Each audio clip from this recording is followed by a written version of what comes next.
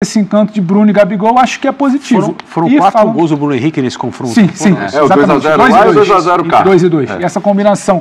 E tô com o Vitor até, agora falando sério. Por mais que fique uma sensação de 2x0, 3x0, podia construir, podia resolver, é muito difícil imaginar um Olímpia te atacando, te sufocando para fazer mais do que fez aqui no Maracanã. A proposta vai ser essa, é pensar como você vai furar. O Flamengo volta a ter minimamente dificuldade, teve contra o América Mineiro, se eu não me engano, recentemente, a partida de fim de semana de Campeonato Brasileiro. Quase perdeu o jogo. É preciso pensar, para não ficar aquela coisa de empurrar 0x0, tempo passando, jogo em Assunção, é complicado, é catimbado e evitar qualquer tipo de surpresa. Pensar como furar isso. Perfeito. Já vou acionar o Jean Oddi lá no Maracanã. Daqui a pouco a gente vai ver o São Paulo também, coletiva, a palavra dos jogadores.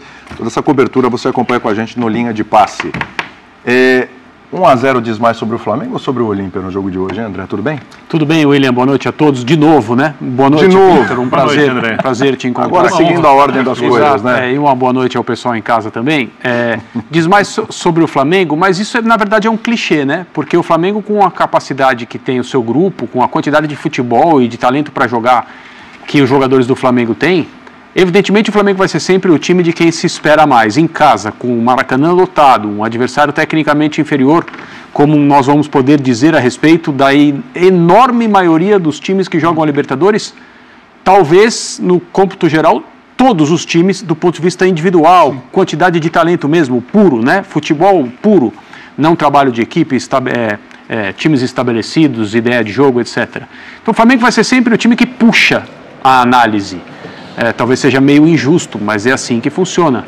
O expediente usado pelo Arce hoje é o expediente que provavelmente vai ser usado por qualquer equipe a partir de agora que visite o Maracanã, independentemente da ordem dos jogos, independentemente do resultado, se por acaso, né, o Flamengo, se a gente estiver falando de um jogo em que o Flamengo começou jogando fora de casa, que é tentar trancar o Flamengo, que é tentar travar o jogo coletivo desse time, que começa a aparecer com a forma mais frequente e até com uma certa identidade. Hoje o Zinho, no final do jogo, depois das substituições, falou, um padrão muito parecido com 2019 o time do Jesus, em termos de desenho. E toda vez que alguém fala isso, é claro que eu não estou fazendo uma crítica ao Zinho, mas toda vez que alguém fala isso, muito provavelmente há quem diga, não, calma aí. Dupla, sabe? O futebol dos anos 90 no Brasil tinha tantas duplas marcantes, né? E quando a gente falar do futebol do Flamengo, desse time daqui a 10, daqui a 20 anos, vamos lembrar de Bruno Henrique e Gabigol como uma dupla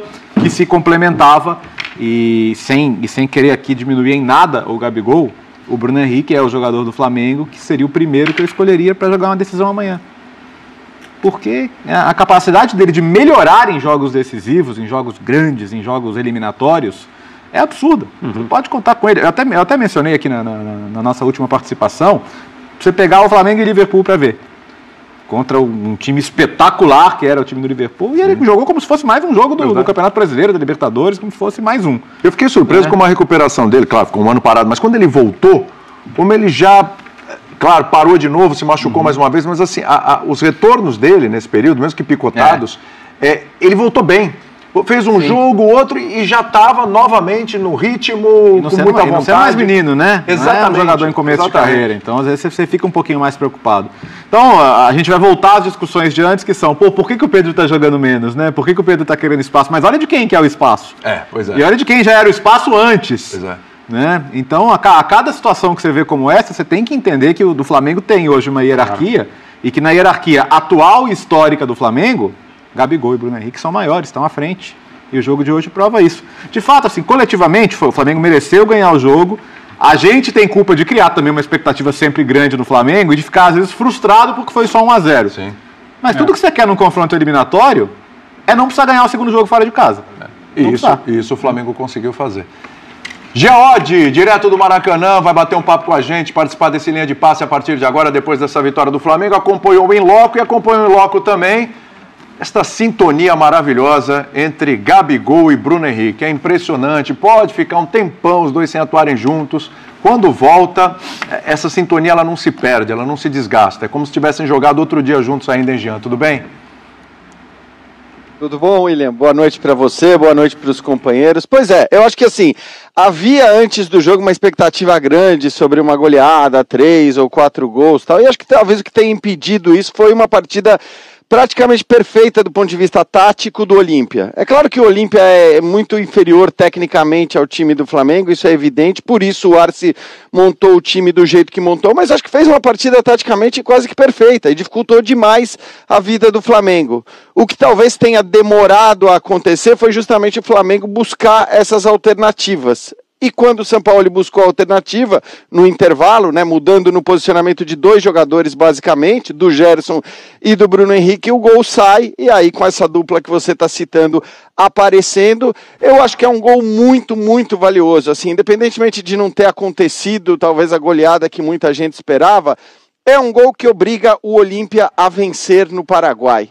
E esse é um grande problema para o Olímpia. Precisar vencer o jogo, do jeito que for, na hora que for, significa ter que sair para o jogo em algum momento. Live após o jogo do Maracanã, Libertadores, 1 para o Flamengo, 0 para o Olímpia, para o campeão, para o tricampeão da Libertadores, como o Flamengo também é, né? O único paraguaio campeão da Libertadores da América. Um jogo razoável do Flamengo, né? Do favorito destacado que era o Flamengo, evidentemente, por razões óbvias.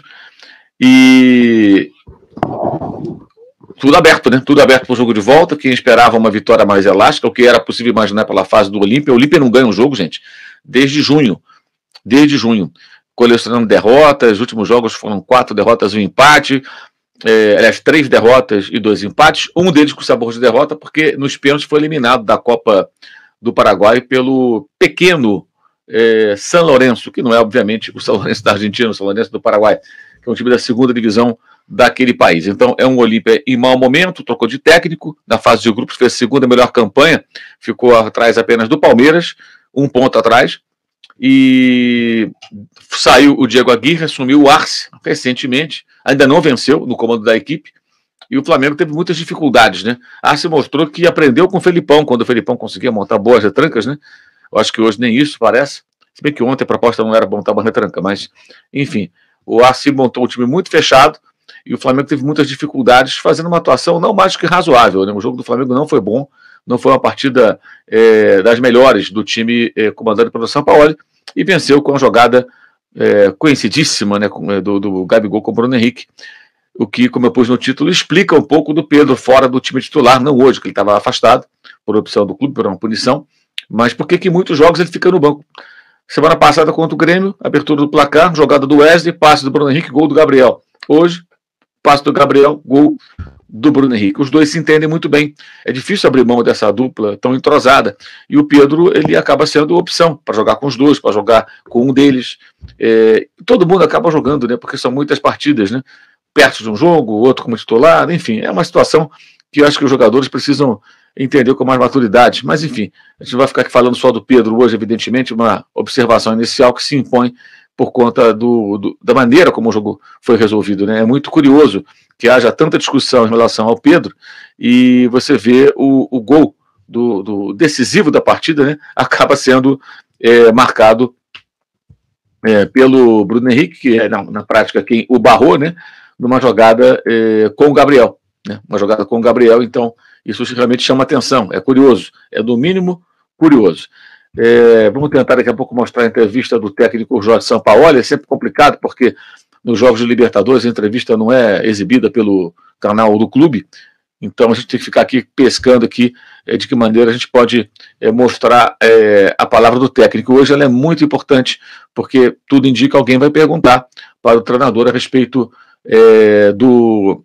do caso Pedro, né? Com tudo que aconteceu, a agressão do já dispensado, afastado, demitido preparador físico Pablo Fernandes, que trabalhava com o Jorge Sampaoli, era da equipe dele, e depois tudo que envolveu o Pedro, né? Indisciplina, por não querer dar sequência ao aquecimento dos minutos finais da vitória sobre o Atlético em Belo Horizonte, e depois por não ter se apresentado na segunda-feira, como deveria, para treinar, né, com os seus companheiros. Então, diante disso aí, teremos certamente, imagino, né, que essa pergunta é feita por algum companheiro para o técnico do Flamengo. Essa live tem um patrocínio do Futebol Aplicativo. Bem, o Pablo Caiado falando, se o juiz ajudou na cena do Olímpia, ele deixou realmente a coisa digamos assim, passar um pouco do ponto em alguns momentos, né? momentos assim de cera do time paraguaio, ele não foi muito bem, não. Ele não foi muito bem, não. Acho que o árbitro ele ajudou muito, permitiu muito, né, que se picotasse o jogo, né? O jogo acabou sendo muito picotado em alguns momentos.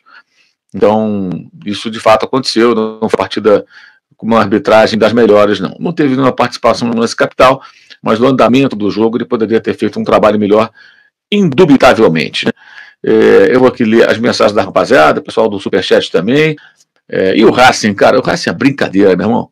Pô, o Racing tomou 3 gols do Atlético Nacional, cada gol ridículo, cada falha bizarra. Aí fez 2 gols de pênalti, 3-2, pô, beleza, vai jogando em casa, né? Aí toma um 4º gol com 2 zagueiros batendo cabeça, uma coisa medonha, vou te contar. É assustador. Mas, enfim, o fato é que a partida de volta, semana que vem lá em Assunção, vai ser um jogo pesado, gente. Porque o Olímpia, assim, o time se mobilizou para esse jogo, claramente. O time cheio de problemas.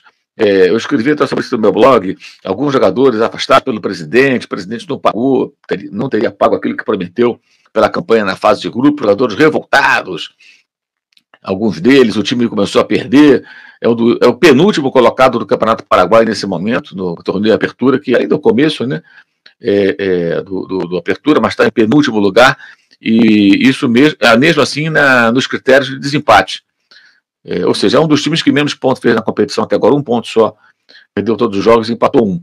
E para o jogo de hoje, claramente, Libertadores, Flamengo, Maracanã, o time deixou de lado os problemas que vêm afetando o seu rendimento e fez um jogo competitivo, né? O time que marcou muito, defendeu muito, mas mandou a bola na trave no primeiro tempo, jogou por essa uma bola, ela veio, quase foi gol, estava 0-0, e tomou 1-0, não mudou sua postura, sabia que perder por um gol aqui o manteria vivo. Uma vitória do Olímpia por 1-0, vai para os pênaltis, 2-0 se classifica, e vai tentar.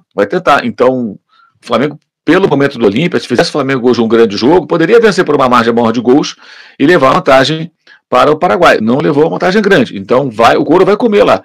Vai ter estádio defensor do Del Chaco lotado, pressão da torcida, vai ter muita dificuldade o Flamengo lá com relação à atmosfera ambiente.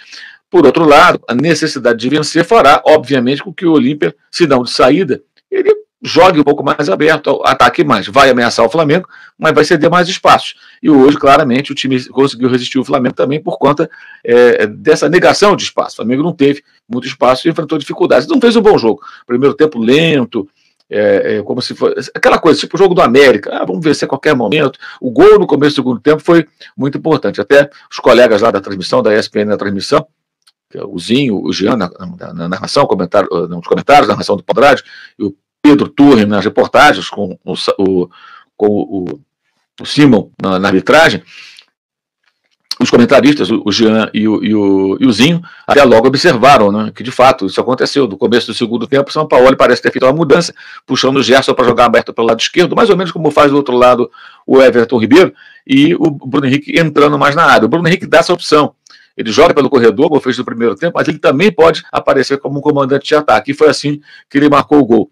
Eu acho até que isso é interessante, variar mais, justamente e até porque isso favorece o Ayrton Lucas.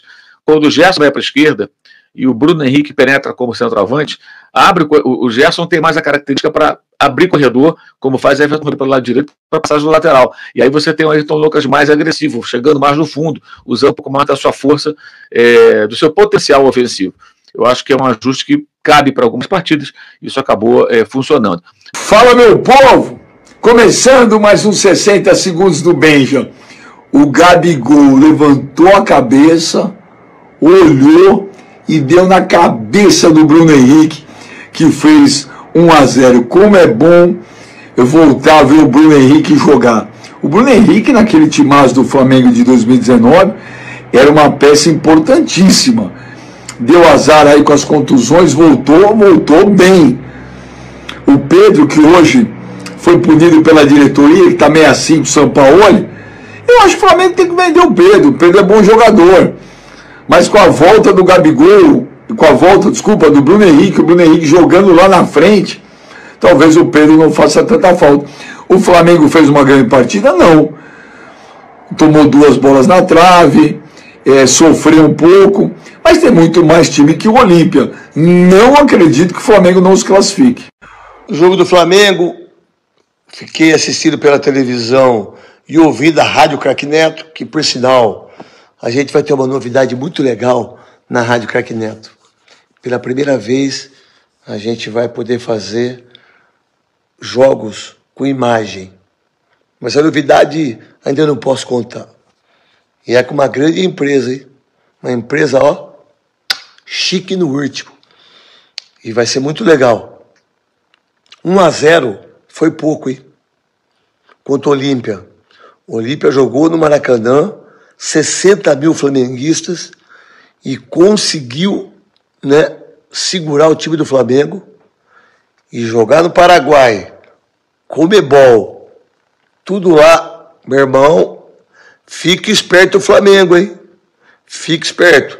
Mas quem tem Gabigol não fica fora da Libertadores. Gabigol é monstro. E Bruno Henrique também. Parabéns ao Flamengo, hein? Deixar o Pedro de fora. Vocês são muito inteligentes.